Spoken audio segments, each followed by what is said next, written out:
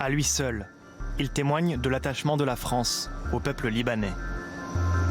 Le porte-hélicoptère Tonnerre est arrivé au port de Beyrouth 10 jours seulement après l'explosion. À son bord, 700 militaires envoyés pour mener les premiers travaux de réparation dans le port dévasté. L'Abou Karim 3, donc le bâtiment que vous voyez directement derrière moi, qui est situé à une centaine de mètres du silo, il y a eu des gros dégâts à l'intérieur. Et nous, notre but avec la marine libanaise a été d'investiguer ce bâtiment, de vérifier qu'il n'y avait pas de voie d'eau à l'intérieur, de mettre en place des barrages qui permettent au port de Beyrouth de retrouver une activité portuaire la plus rapidement possible. La tâche est titanesque.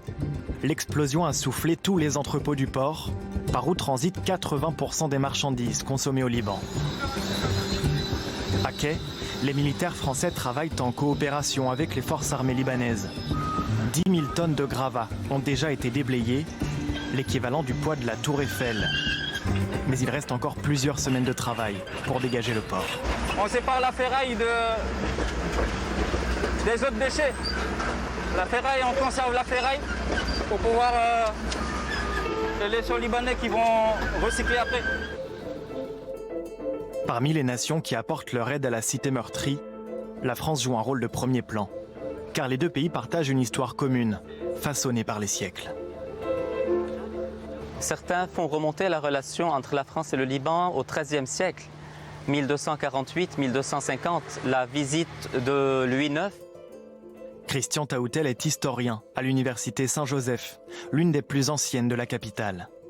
Au XIXe siècle, les missions jésuites étendent l'influence française au Liban. Bien sûr, il y a toutes les missions catholiques qui sont arrivées au Liban à la fin du XIXe siècle et au début du XXe siècle, qui ont fondé des écoles, des universités, des hôpitaux. Mais parmi les plus importants, c'est les jésuites qui ont fondé des écoles et cette université. Donc oui, là, vous êtes dans un des phares de la francophonie et de la francophilie. Au XXe siècle, la France partage encore le destin du Liban, lors du mandat français de 1920 à 1944. Puis lors de la guerre civile, lorsque le président Mitterrand se rend à Beyrouth, après un attentat commis contre des militaires français. Pour beaucoup ici, l'explosion du port de Beyrouth ravive un traumatisme, celui de ne pas être en sécurité en leur propre pays. Antoine Abizaïd vit dans le quartier chrétien de Marmirail, l'un des plus touchés par la catastrophe. L'explosion a éventré sa maison et fait voler en éclats sa confiance en l'État libanais. On compte sur Macron pour qu'il nous aide. Je dis toujours que le Liban n'aurait pas dû devenir indépendant. Il aurait dû rester sous mandat français.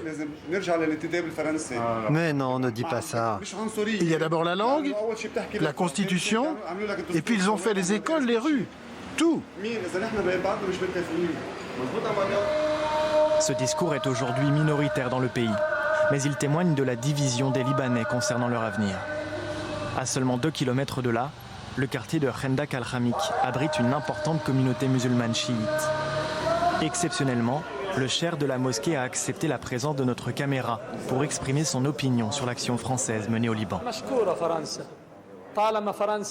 On remercie la France tant que la France est avec tous les Libanais.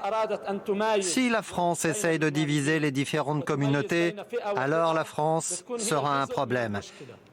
Mais si elle veut travailler avec la majorité, et c'est a priori ce que fait Macron à travers la demande d'un gouvernement d'union nationale, alors on soutient cette idée, mais il doit s'en tenir à cela. Car entre-temps, d'autres puissances étrangères exercent leur influence au Liban, au premier rang desquelles l'Iran, derrière les chiites du Hezbollah.